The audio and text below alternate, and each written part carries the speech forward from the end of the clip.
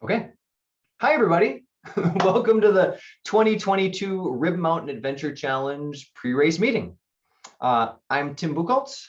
And I'm Anna Nummelin. And we are the race directors for this event. This is the 7th annual Rib Mountain Adventure Challenge. And we are so thrilled that so many of you have signed up and are ready for a fun weekend of adventure. In this meeting, we're going to cover general rules, kind of give a general course overview, and just some things to keep in mind for this year's race course. We're excited that for the second year in a row, we are the largest adventure race in the United States. We sold out with 500 racers. We have racers ages 7 to 69 years old. There's 19 teams in the family division. 42% of our races are female this year, including 23 all-female teams. And we just got a great mix of teams between all 3 races, including 78 racers taking on our 18-hour overnight race.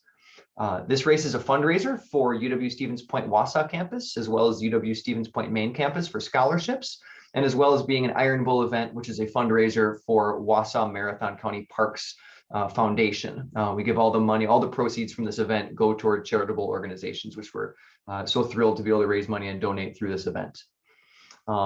Welcome to all the veteran adventure racers.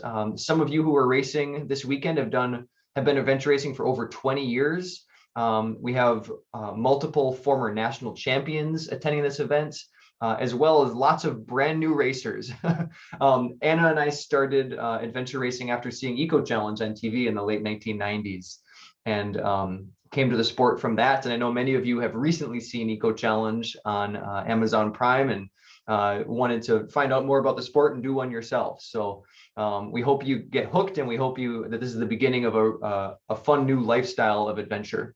By the way, 58% of the racers this weekend, this is their first or second adventure race. So over half of you have either never done one or done just one. And there's even 10 crazy people who signed up for the 18-hour race as their first adventure race ever. So they're taking on quite the undertaking. We want to say some thank yous to our volunteers. We could not do this event without them. We've got about 50 volunteers this year, and we need every single one of them. Yeah, mostly we need to realize, like, this isn't anyone's full-time job. Even the race directors that put on races throughout the Wisconsin series have full-time jobs and lives and things that they do on the side, and we all just do it because we love it. Our volunteers are going to come out and spend all weekend with you. They're probably going to get very little sleep too, just like you will, but they come because they love it and they're amazing. Some of our key volunteers are Chris and Mark are going to be at the special challenge this year, which is going to be a lot of fun. Pete and Tim at the canoe boat launch. Tracy and Lori, who are usually on team All Out of Bubblegum, were not able to race this year, so they'll be heading up a TA. And Dylan Weiler and his friends from Nicolay Bank are also sponsoring a TA this year, so you'll see them there. Chris and Candace Schatz will be with the 18-hour bikes overnight, and will be at the bike drop, so you'll see them there. And of course, my parents, Bruce and Mari, and their friends Keith and Evelyn will be making pancakes for all the 18-hour racers, while Megan Seiler and Joe Bailey, our neighbor, will be running the TA close to where they are. And of course, we have lots of core volunteers at headquarters with us throughout the weekend. So please be friendly to our volunteers. Thank them for volunteering their weekend and their day to be out there to help put on this course. We have over 50 volunteers that we need to put on this event every year. So we appreciate if you can thank those volunteers and show your appreciation for them giving up their weekend to give you this race experience. We also want to thank our sponsors. We have many great sponsors for this event. That includes the town of Rib Mountain, the city of Wausau Room Tax, Travel Wisconsin, Nicolay Bank, which sponsors the Iron Bowl series, Gear Junkie, who's bringing a team, or a Gear Junkie team plus a Toyota Tundra team. Gear Junkie has partnered with Toyota to sponsor the U.S. Adventure Racing Series this year, so they'll have some representation there, both racing and media staff. Red Eye Brewing Company right here in Wausau. You'll all get a discount coupon to bring over there for food and beer at Red Eye Brewing. Rib Mountain Cycles, our local road and mountain bike shop, with Randy, who's done quite a few adventure races himself, as the owner. The Paul and Ruth Schultz Family Foundation here in Wausau. Covantage Credit Union is a new sponsor of the Iron Bowl series. Bradley Chiropractic and Physical Therapy here in Rib Mountain, First Basis Consulting, which sponsors the Wisconsin Adventure Race Series. Out There USA, you're all going to get some sweet buffs from Out There, and there's going to be some awesome backpacks that'll be raffled off at the end of the race. So Out There USA, Mike Closer designs adventure race packs built specifically for adventure racing. He's a former world champion himself, and he makes amazing adventure racing packs. Athletic Brewing Company, which makes non-alcoholic brews. They're going to, we have about 200 of those available for post-race if you're interested in trying one of those. Light and Motion Lights, Edward Jones, Gary Barden Design, who does our logo and t-shirt designs every year. Power Grips, Zanfel, and Flex Forward Physical Therapy. Thanks to all our sponsors for this year's event. Let's see. Thank you also to Iron Bull. This event is part of the Iron Bull race series. Iron Bull puts on a number of endurance events throughout the year, everything from gravel grinders to ultra trail runs, to a winter adventure race that we put on in January each year, and other events. So be sure to check out the Iron Bull series. There's also a trail run coming up this summer in conjunction with a mountain bike race. So lots of great events that Iron Bull is putting on right here in central Wisconsin. It's a nonprofit organization which we are a part of. Be sure to check out their website for more information on Iron Bull. This race is also part of the Wisconsin Adventure Race Series, one of 13 races. I think there's 8 left this year between Wisconsin, Minnesota, and Northern Illinois. If you compete in 3 or more of those races, Gear Junkie is sponsoring an Adventure Junkie Award. I think this year it's going to be a sweet hat. We're going to be we don't have them for this race. We'll get them soon. So I know a few of you have done 3 or more races already. You've been jumping early in the season on our early events. So we will make sure to get those awards to you. So anyone that does 3 events in the series gets the Adventure Junkie Award, which includes that certificate, some swag, and that hat. This event is also part of the U.S. Adventure Race Association. They keep track of team rankings in different divisions throughout the year and host a national championship. Again, this year we are partnering with the Women of AR initiative to sponsor and the winning or one of the top all women's teams from both the 18-hour and the 8-hour race with a sponsorship to compete in the national championship this year. We are matching their $300 sponsorship, so it's a $600 sponsorship, which covers more than half, maybe 2/3 of your race entry fee. And that is in California in September. Yeah, Nationals is in California. It was in Wisconsin last year. It's in California this year. It moves around every year. And lastly, thank you to Badger Orienteering, to Anthony Layton for helping us problem solve lots of stuff as we set up the e-punch system, to the Minnesota Orienteering Club for e-sticks, and to Paula from Woody Adventure for flags and e-punch sticks, so we can get all the flags and enough sticks for all the teams that we have this year. Let's see. Let's talk through a little bit of just some highlights of the rules. Certainly, please be sure you read through them carefully. You'll get a printed copy on race morning or race evening when you check in. But they're also listed on the website right now. Yes, there's on the webpage as well. They're for your safety and the safety of the crew and community, and to maintain fairness amongst teams. So, rules can be different from one adventure race to the next. So just because you've maybe done a couple, doesn't necessarily mean you're going to know what the rules are. So please make sure you look through those rules. This is not a closed course. It's open to the public.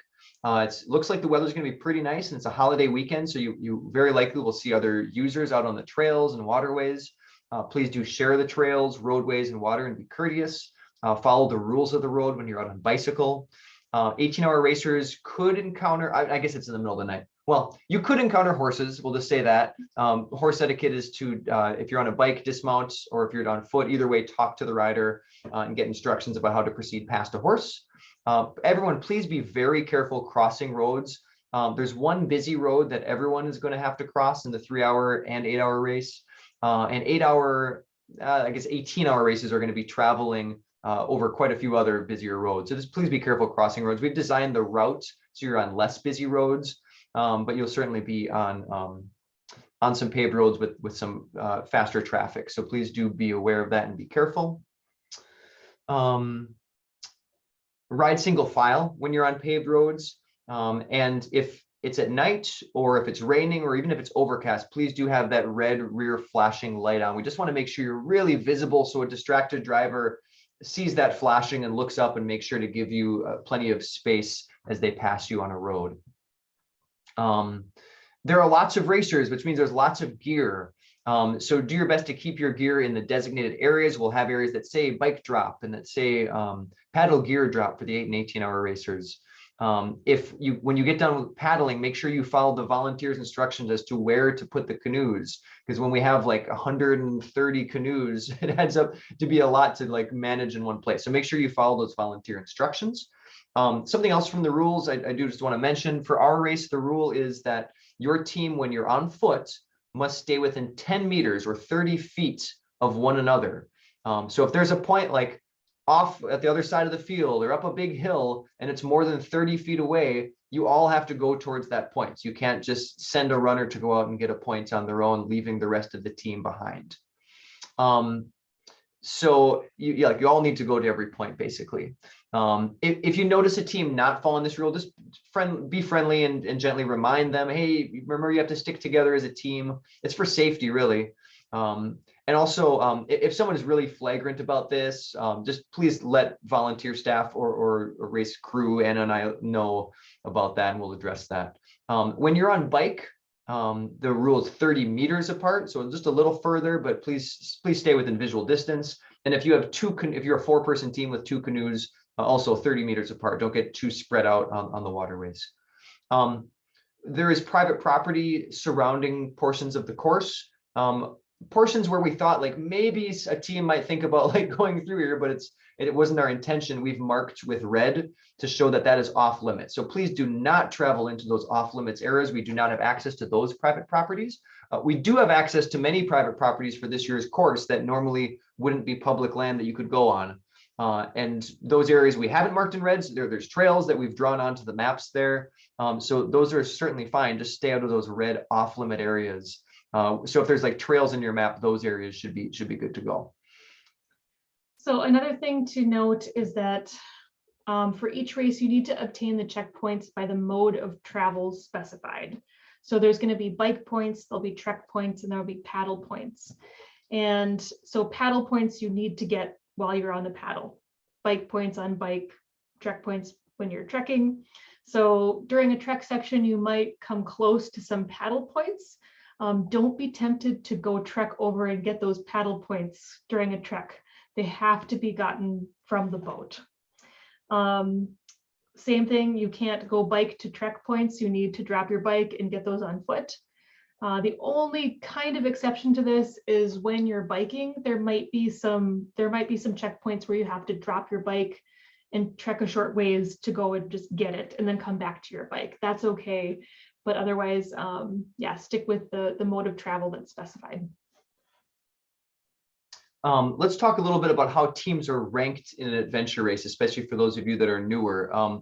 The way an adventure race works is the team that is the winning team is the team that gets the most amount of checkpoints, that finds the most checkpoints and visits those checkpoints. If multiple teams clear the course, then the secondary way a team is ranked is by how fast they clear the course. So if a course has 30 checkpoints and multiple teams get 30 checkpoints, those teams are then ranked by time. If a team gets 29 checkpoints, one less than those 30, but finishes an hour faster than everybody else, they are still ranked behind every team who got one additional checkpoint. So you're ranked first by the number of checkpoints you visit and second by the time. The way that our courses are formatted this year, the 3-hour race is what we call a choose your own adventure style course. There are 4 sections. There's one kind of bigger bike section, one paddle section, and 2 trekking sections. You can do those sections from headquarters in any order you want. You can start on trek 1, you can start on trek 2, you can start on the paddle, you can start on the bike. You can mix and match those sections in any order you want. And then within those sections, you can even get the checkpoints within each section in any order that you'd like. For the 8 and 18 hour, we have the course is linear by section. So each section is linear. You have to go from one section to the next, but then the CPs within each section can be visited in any order. We expect for all 3 races, the top teams in each race to clear the course. If you're a newer team, you might not be able to clear the full course. There's a lot of points out there. Remember, you can skip any and as many checkpoints as you like, and it kind of allows you to structure your day with what you want to do. If you think, oh, we're really not a strong paddling team, maybe just go get the closest paddle checkpoint and come back, and then go off and try to get all the trek points and all the bike points. You can do it any way you want. There's no penalty for skipping points. You're just ranked by how many you get. But certainly we don't expect everyone to clear the course. That's not the expectation. That's really just for the elite teams that will clear all of the points. I would say that's certainly the case in the 18-hour race, especially. The 18-hour race starts in the dark, obviously, between 10:30 and 11 p.m. And it's tough. I would say it's the hardest navigation section we've ever had in a Rib Mountain Adventure Challenge. It's very technical terrain, and it's just a big area and a big long section. So if you're a new team, you might consider skipping some of those points on that opening trek of the 18-hour race, leaving yourself time to get through the rest of the course and get to all the sections. Because there's going to be a lot of trek points toward the end of the race for the 18-hour that is going to be a lot easier to get. So that would be a really good strategic place to skip points if you're thinking maybe you're not going to clear if you're a newer team.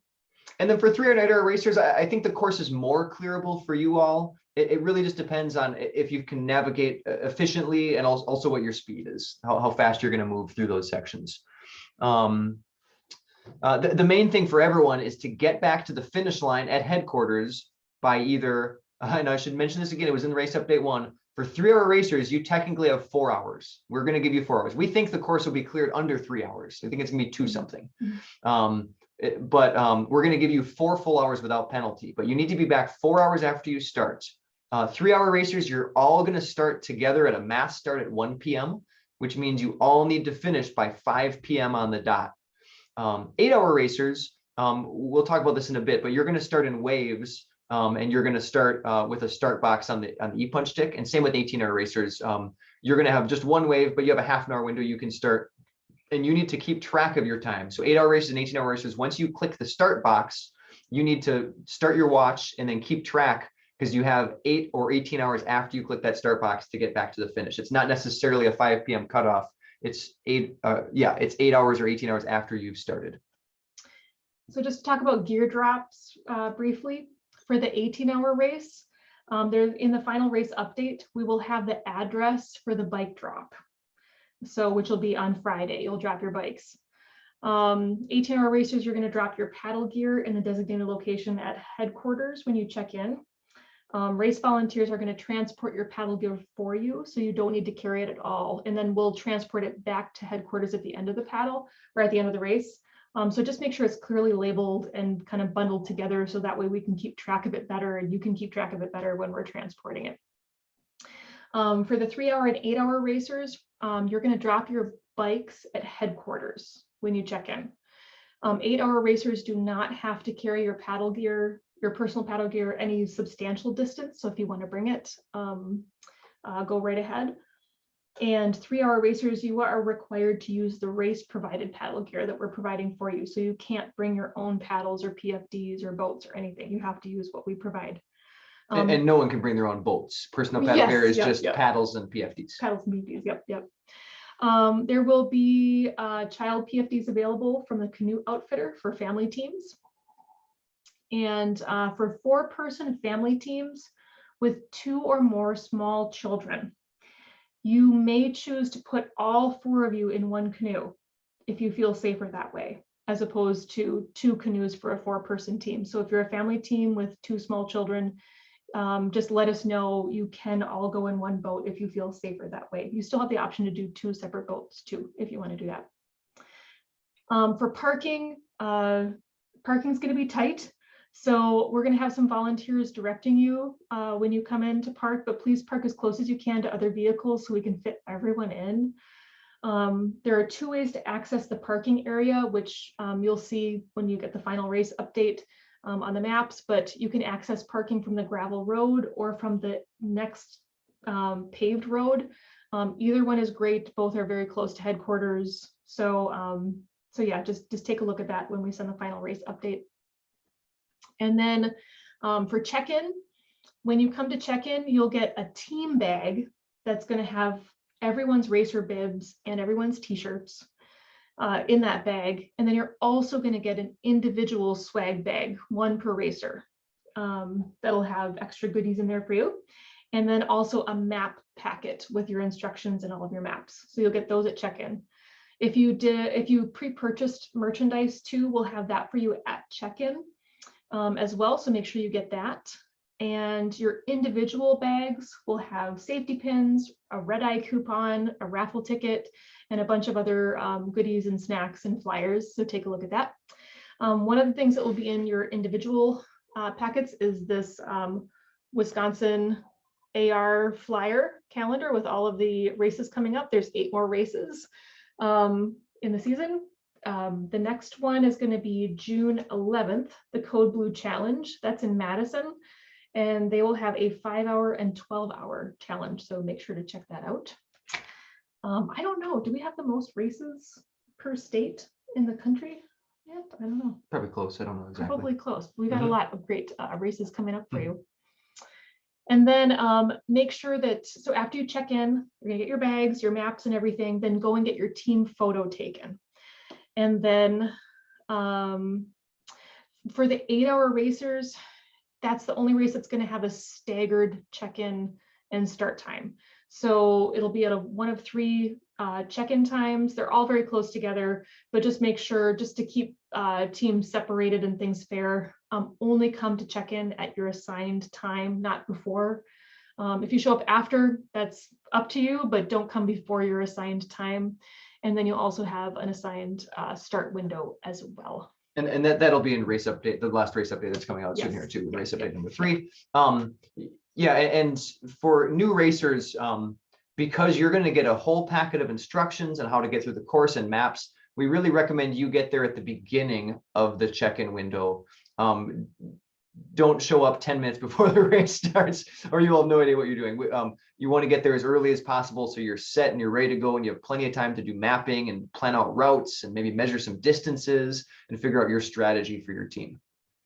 All right, so in your race packet that has your maps, it'll be a manila envelope. It'll have race instructions, it'll have maps, and it'll have your e-punch stick. We'll go over that in a second. Okay. The maps are waterproof. The instructions are not. So you may want to have a map case or Ziploc bag to keep those instructions dry. The maps are a combination of USGS and some just kind of like some road maps for the biking sections in a variety of scales.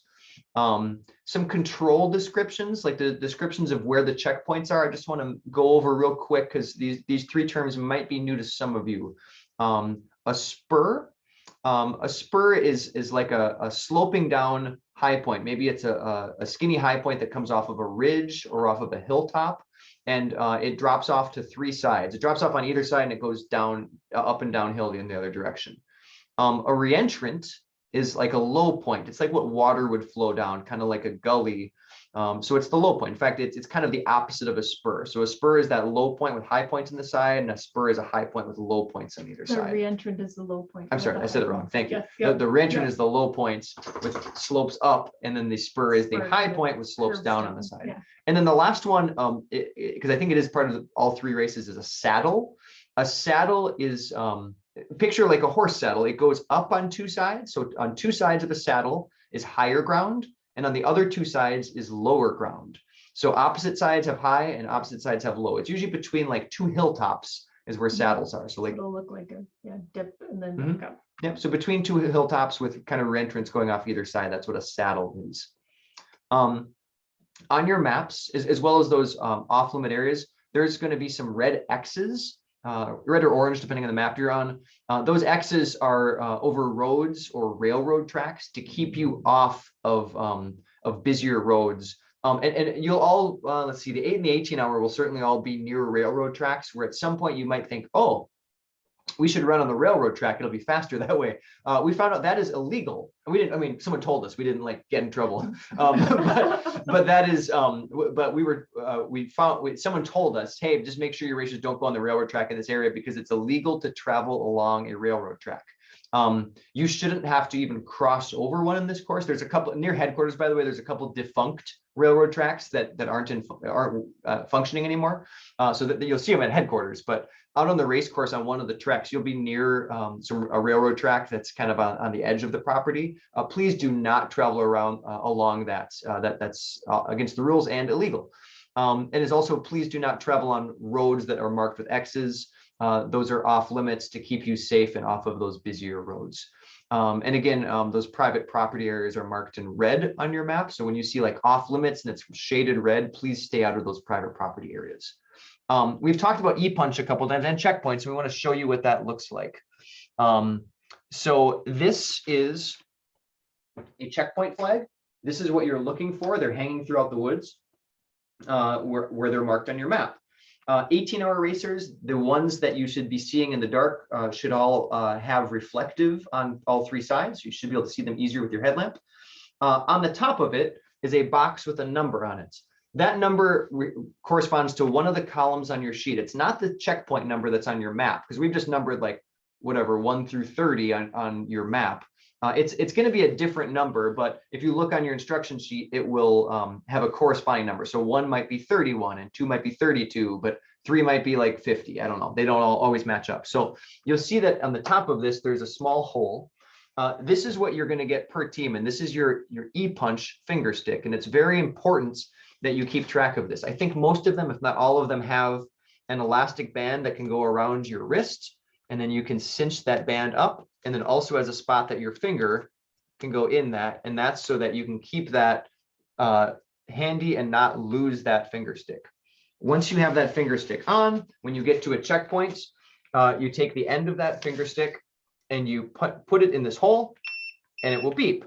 As soon as you hear it beep, you pull it. It should beep right away. If you happen to be the first team to get to a checkpoint of the day, they take about 2 seconds to wake up. So you might have like a 1 or 2 second delay, and it'll beep and it will flash.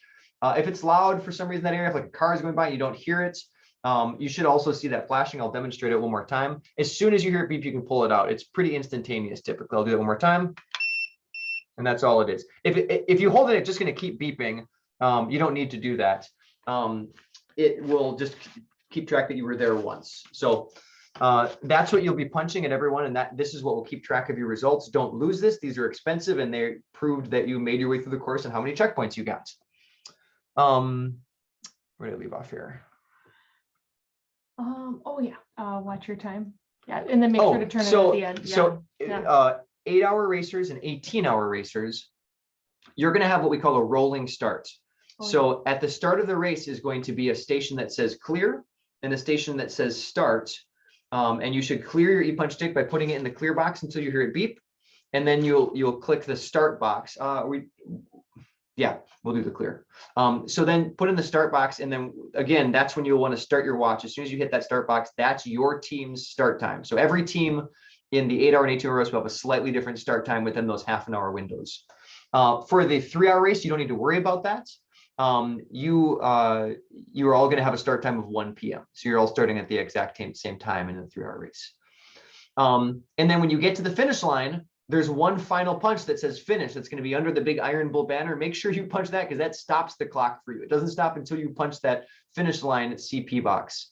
And then as soon as you've punched that, bring the e-punch stick that you've had right to the volunteer at the table. They will take that back from you and download your results so we can start tabulating everything. If you're late, and this is why you need to watch your time, there's a 1 checkpoint penalty for every minute that you're late. So make sure you leave yourself plenty of time to get back to the finish line. If you're coming in on a bike, I'll tell you there's a big downhill that leads to headquarters. So unless you're coming from a different gravel road from another TA, but that's also a pretty short distance. By the way, I want to mention one thing, which is everyone is going to have hills on this bike. There's some big uphill and there's a really big downhill everyone's going to have. Please make sure your bike brakes are working. I was going 60 kilometers an hour down one of those hills the other day. I mean, safely and I'm comfortable doing that, but it was fast. So if I wasn't touching my brakes, I was hitting 60. So you're going to want your brakes on those roads to make sure you've got stop power. And then plus, we also, not just the penalty for being late, if it's after 5 p.m., we get stressed out and we get worried that you're not safe. So please make sure that you're back on time. We don't have to send out search parties after you or anything like that. For the 18-hour racers, you are going to have trackers. It's the first time ever we've used trackers this year. So we'll share a link to where your friends and family can actually go online and watch where you specifically are at any moment during the course. It will have the course layout on there. You'll get those at check-in 18-hour racers, and you'll have to carry them with you throughout the entirety of the race, and then again turn that in at the finish line so we can get that back. Yeah, we'll have porta potties and water available out on the course at various sections. You'll see that when the racer update comes. But the 3-hour racers are expected to start with enough water to last the duration of the race.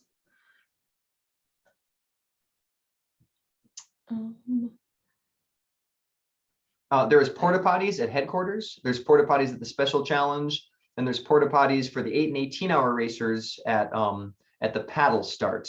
There's also pancakes at the paddle start for the 18-hour racers. 8-hour racers, you'll probably pass that, but it's going to be very early on in your course. So we'll ask that you come with a full stomach at the beginning of your race and save that for the 18-hour racers who will already have many hours into the race by the time that they get there. Talk about weather. Yeah, so Friday night, we've got a low of 49 degrees, which shouldn't be too bad. Light winds and small chance of rain. Sunrise is going to be at 5:15 a.m. and sunset will be 8:35. So it will be dark when the 18-hour racers start. On Saturday, there's going to be a high of 74. It's supposed to be cloudy. It may be windy with winds coming from the south between 10 to 20 miles per hour and a slight chance of rain. The course is wet. Every part of the course is wet. The tracks are especially wet, and it's probably going to be buggy. We've already pulled many ticks off of ourselves, and Tim encountered lots of mosquitoes today. The 18-hour races trek is going to, at least today, was full of mosquitoes, but the other section for the 8 and 3-hour racers was not. So we'll see what we get. Okay. You're going to have emergency procedures in your packet. Basically, the main points of it are stop to help someone if they need it. We'll compensate you time, keep track of your time if you need to help someone, but don't just go by them if they need some help. The fire department and EMS have been notified of the race, so there'll be someone nearby in case of a life-threatening emergency, but just keep in mind that you need to be self-sufficient. Make sure you have everything you need for the race. Make sure you have your, first aid that we've specified. Basically, we will not be coming out to rescue you if you get tired or you scrape your knee or if you get lost. So if you do have a true emergency or if someone really is injured, call 911 first, follow the emergency procedures, and then notify us. If you end up calling 911, then call and let us know right away. Overall, you need to come back to headquarters by your own power. Yeah, and basically if you have an injury or if you need to drop out of the race, just notify race volunteers and let us know. For mandatory gear, make sure you've looked at all the lists and you have all of your mandatory gear and maybe even the suggested gear. Be prepared for a mandatory gear check out on the course. For the 18-hour racers, you are required to carry a waterproof jacket with hood, insulating long sleeve top, insulating hat, etc., like some new things from last year. And for 18-hour racers, make sure you have that. You're going to be biking at night, so make sure you have that red flashing light on when you start that bike ride. Make sure you're well lit and very visible. Yeah, roads. I don't think there's gonna be a lot of traffic, but you just never know on backcountry roads at night on a Friday night. If someone's coming home late from the bar, you want to make sure you are just super, super visible, please. Probably the biggest worry. Yeah. Yeah. GPS watches, let's just talk about that briefly, was in the last race update. If you have a newer Garmin that's one of the ones that has the specific AR mode on it, you can use that and keep it on your wrist. You just need to show it to a volunteer before the race and after the race to verify that it stayed in AR mode for the duration of the race. If you don't have one of those watches, or even if you do and you just want to not have to deal with that, we're going to allow you on the honor system to start your watch and put it in your backpack before the race starts, and then just don't take it out. Some people like to track Strava or these other apps that keep track of their course. I, for one, like to go back and then download my route and put it on a map online, and then see what I did, and if I made mistakes, where those happened. So you can do it. Just keep it in your backpack if you're going to do that. Cell coverage is spotty in places. If something happens and you need an emergency, you need to use your cell phone, and you don't have reception, try to get to a high spot. Try to get to a hilltop or a high spot nearby. And then typically, all the areas I've gotten cell service, it's just not in maybe like the low valleys of those areas. And as specified by the rules, you are only using your cell phones in a case of an emergency. Yep, and if there is an emergency, that's basically you're disqualified if you end up using your phone. So don't take your phones out and use them during the race unless it's absolutely an emergency. Throughout the race, you're going to be coming through transition areas or TAs to check in with a volunteer. When you check in for the race, you'll get a team number. Give that team number to the volunteer. They're not going to have a list of team names, so just give them your number. It'll also be on your backpack or on your body from the bib that you get. And then also for the cleanup award purpose, give them throw away the pieces of trash you've collected, and then count as you do that, so the volunteer can write down how many pieces of trash you had. As a reminder, when you're paddling, PFDs must be worn at all times.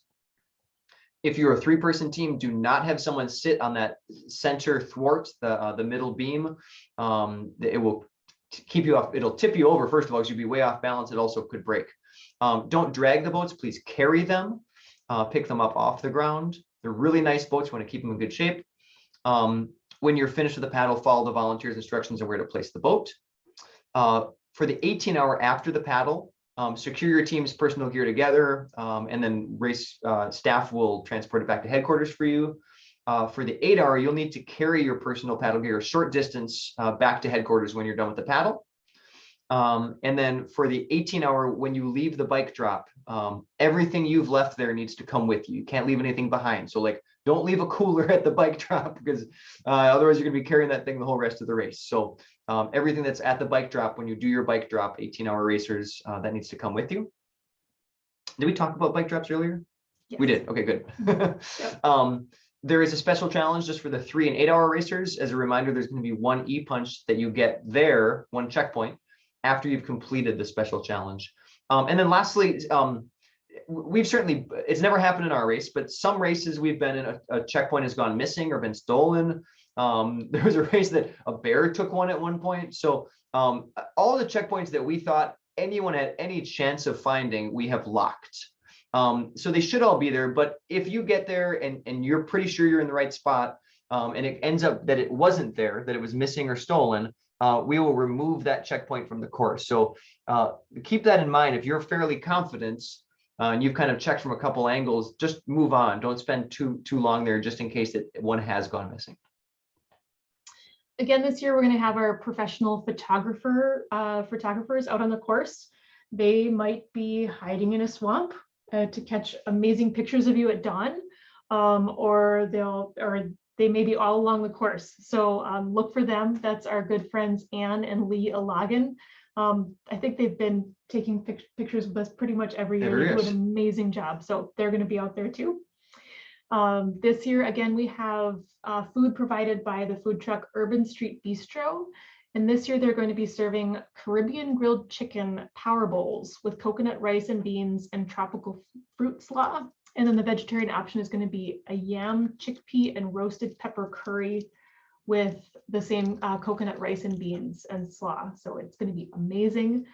We're also going to have a variety of red eye beer, athletic brewing company, non-alcoholic brews, and soda and water. And all the food and beverages will be available at headquarters from 3 to 6 p.m. on Saturday. So as a racer, all you need to do is show your bib number to get a meal. There's also going to be meals available for purchase for family and friends and spectators. I do want to mention where our headquarters is this year, there's not running potable water. So please do show up to the race with the water you need to start the race. Don't come and like plan on filling all your bottles and bladders at headquarters. We'll have water after the race for the post-race celebration, but we're not going to have enough for pre-race festivities. So bring water before and for the start of the course. When you finish, everyone's going to have finisher medals again at the finish line, and we'll publish race results and professional photos as soon as we can. Again, this year, there's going to be a cleanup award for the team that collects the most pieces of trash during the race. And there's a bit out there. And you can turn noticed. Yeah, there is actually. Yeah. And you can turn those in at any of the TAs. And that could include even the wrappers from food that you've eaten, just whatever it is. But ideally stuff you've picked up. Well, yes, yes, of course. That's the point. But yeah, just count up the amount and let the TA volunteer know, and they'll record it, and then we'll add it up at the end of the race for you. And then if you have spectators, if you have friends and family that want to follow along, we have tracker information, but also if they show up on race day and they want to follow you, we'll have specific maps and information for them as well. And then, as always, we love to hear your feedback at the end of the race. We always want to make things better. From 3 to 6 p.m. during the post-race celebration, we'll also have some merchandise for sale. We have our mugs for sale, our Rib Mountain Adventure Challenge t-shirts, stickers, and some Iron Bowl apparel. And then lastly, we want to make sure that we give you all a chance to engage with us with any questions you might have. So we're going to be hosting a question and answer session Thursday nights at 8:30 p.m., a live Q&A session via a Zoom link, which you'll be getting. So if you do have any questions, log into that Thursday at 8:30. We'll also record that and send out the link to the recording with maybe a brief summary for those that might not be able to make that in person but want to hear that. So we can't wait to see you this weekend. It's going to be an awesome course. I think all 3 courses are really going to be fun and exciting with lots of challenge and lots of adventure. So thank you for signing up. We're so excited for the adventure you're all in for. And we'll see you Friday night or Saturday morning, Saturday afternoon. Thanks, everyone.